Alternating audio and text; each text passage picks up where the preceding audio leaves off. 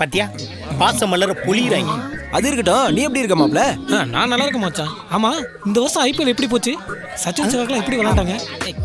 சச்சின் சேவாக் வந்த இடத்துல அப்பா அம்மா பத்தி விசாரிக்காம மத்தவங்கள பத்தி விசாரிக்கலே தெரியுதா? பால் பொறுக்கிற பசங்க சரியா கட்டுறாங்க. சச்சினும் சேவாக்க சும்மா பின்னிட்டாங்க மாப்ள. அப்படியா? ஆமா, இந்த ஐபிஎல் யார் அதிக ஏலத்துக்கு போனது?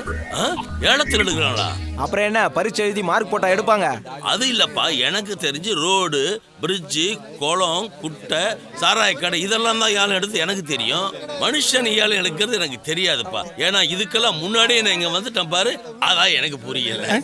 பாத்தியா காக்ரோச் மண்டே குட் கொஸ்டின் கேக்குறான்ப்பா. யோ, இதெல்லாம் போய் அவனு என்கிட்ட கேளியா போயா. மாப்ள, உனக்கு ஒரு மேட்டர் தெரியுமா? சினிமால குத்தாட்டம் ஆடுறாங்கல்ல, அதே மாதிரி ஐபிஎல்ல சூதாட்டம் சும்மா கலை கட்டுது மாப்ள. அப்புறம் மாப்ள, வெற்றி தோல்வி கூட விளையாடுறவங்க கையில இல்லையா, ஏலம் எடுக்கிறவங்க தான் முடிவு பண்றாங்களாம் சொல்லிக்கிறாங்க. பையன் இப்ப தான் உண்மையை பேசுறான்.